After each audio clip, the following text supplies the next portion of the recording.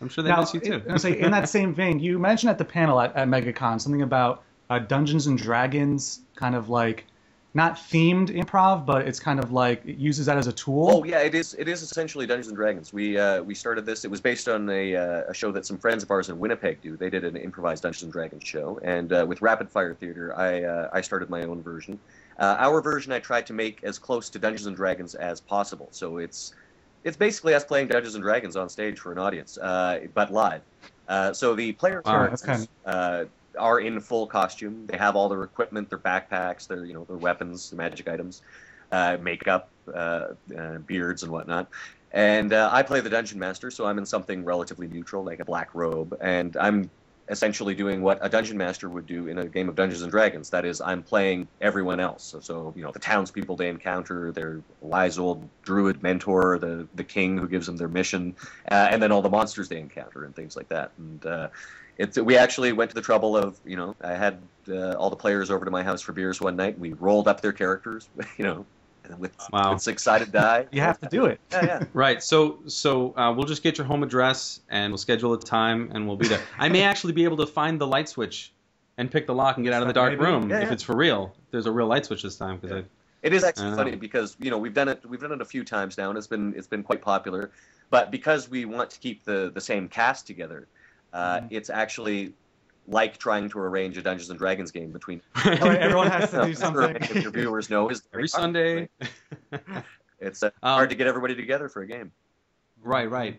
Well, I do want to talk about something. I'm going to switch gears. Okay. Sorry, change the tone a little bit. Something that I really want to ask you about. In the recent trailer, where there's a young man and he gets inside a ship, and then the ship takes off, and the young man is killed by a Reaper. Right. The Fem Shep reinstated trailer.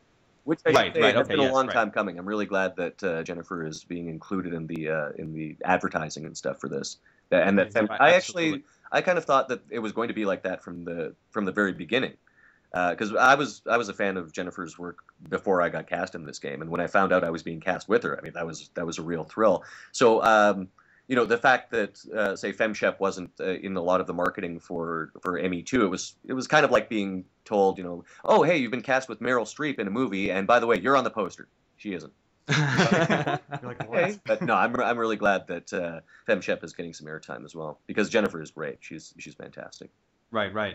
But what do you feel about that scene? Like what I'm referencing is like same with Modern Warfare 3. Where I don't know if you're familiar, there's a cutscene where a car bomb goes off and a little girl is killed. Yes. No, I've actually seen the scene that you're talking about in the game. I luckily enough I was able to go to BioWare and just play the game, not the demo, but actually play the game. Oh, that's right. Okay. 4 hours straight the week before last, and I do know the scene that you're talking about. It really just sort of.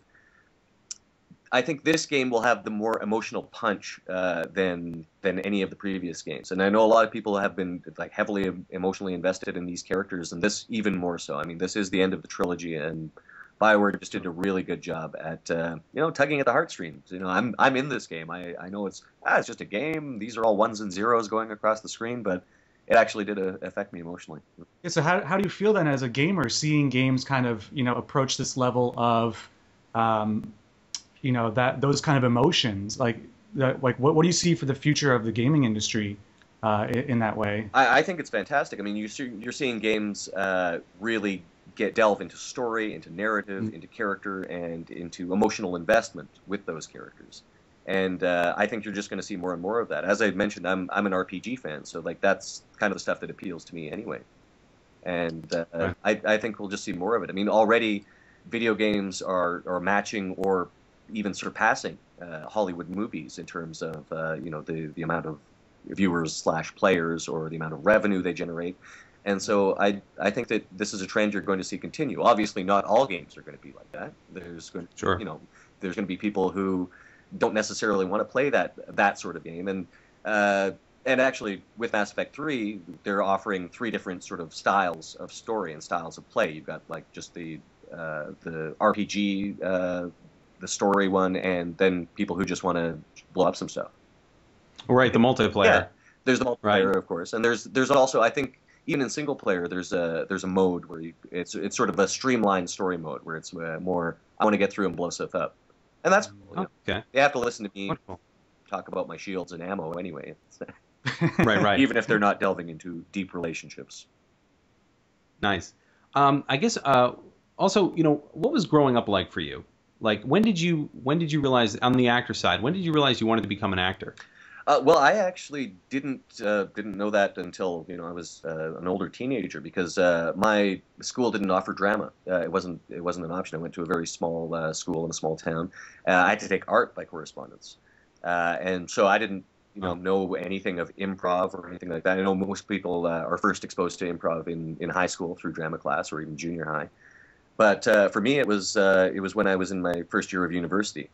And I was actually enrolled in science to begin with, and then I discovered improv and acting, and immediately dropped out and became an actor. Wow. Okay, wonderful. Yeah. Isn't the acting bug kind of bit you pretty hard then? It did. My parents were thrilled, I'm sure. So we know about Mass Effect. What's something else that's coming up for you? What's on the horizon for you now? Well, we're currently recording the new season of The Irrelevant Show. As I mentioned, that's our CBC show. We just recorded a couple of episodes last night. We do that live in front of an audience with old-style radio Foley and things like that. We've actually had, the CBC dug some old Foley equipment from I think the 1950s out of storage, and they shipped it out to us here out west. And it's He really loves Foley. yeah. He loves it. He can't get enough. Can't get enough. Yeah, we were doing some of that last night. And, we've got our sound guy, Dave Clark, who works on that, and so he's doing live Foley the entire time. He's as much a performer as any of us.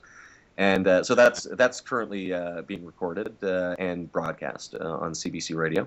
We're also in the middle of our third season of Caution May Contain Nuts on APTN. And that's wrapped up, but I'm writing another show for the same production company, Mosaic Entertainment. The working title is The Prototypes, currently. I don't think I can say more than that. Okay. And come on, say more. Come on. No. Okay. We have to extrapolate from that? Damn. All right. And of course, there's the live stuff, which I do constantly, and that is really my main focus. I'm going to London for the Improvathon in May. There's also talk of we'll be doing a show in Oslo the following weekend. So that's the first time that we've actually tried doing two in a row. I don't know what effect that will have on our health and bodies. Right. Do you travel around the world just doing I mean, how far do you travel? Is that just a I've been all over the place. Generally to Europe. I performed in Austria, in Germany, in the UK quite a bit. And we've got friends in Australia that have just started doing improvathons as well. So I would think that eventually I'll make my way down there as well. Nice. Where's the where have you loved what area have you loved the most? Of performing? It's hard to say because we've been treated very well and well received wherever we go. I mean, the London trips are always fun. I've had a great. You could just say Florida. I could just say Florida. Yeah, Florida's great. And actually, I was doing live stuff in Florida when I met my wife about 10 years ago at the Orlando Fringe Festival. Oh, right. Yeah, so Orlando is a favorite place of mine. There you go. Nice. Is she home? Can we speak to her? No, I'm sorry. She's out doing a show. She's an actor as well. So I want to ask what's going on in the background here. I'm seeing a lot of skulls. Yeah. Well, I should mention my wedding anniversary is Halloween. Oh wow. Yeah. So I'm very into Halloween and that sort of thing. Actually, behind me you can see this is a vampire hunter kit that was part of my anniversary gift to my wife last year. Oh, wonderful. Yeah. It's important. You gotta have everyone should have some awesome type of kit. Yeah. Yes, I've got all man. I've got an entire basement full of action figures and puppets and costumes and full-size mannequins and crazy crap. So awesome. Yeah. So awesome. Well, Mark, thank you so much. I think we've learned all we can from you now. Unless there's anything else, do you have any imparting wisdom you'd like to give to us or the viewers at home? In what field? I don't know. Anything? Nothing? All right. I'm afraid I can't spill any secrets about Mass Effect 3, but you'll be finding out in short order yourself. There's just over a week to go. So yeah, just very, very shortly. Well, again, Mark Meer, the voice of Commander Shepard, one of the voices of Commander Shepard, Mass Effect 3, coming out March 6th here, and also follow him on Twitter at Mark_Meer, and we'll have links to all that stuff on our site as well. And I just want to thank you so much again. Thank you for the time. Thank you, sir. I'm Commander Shepard, and Pop Gamer is my favorite website on the Citadel.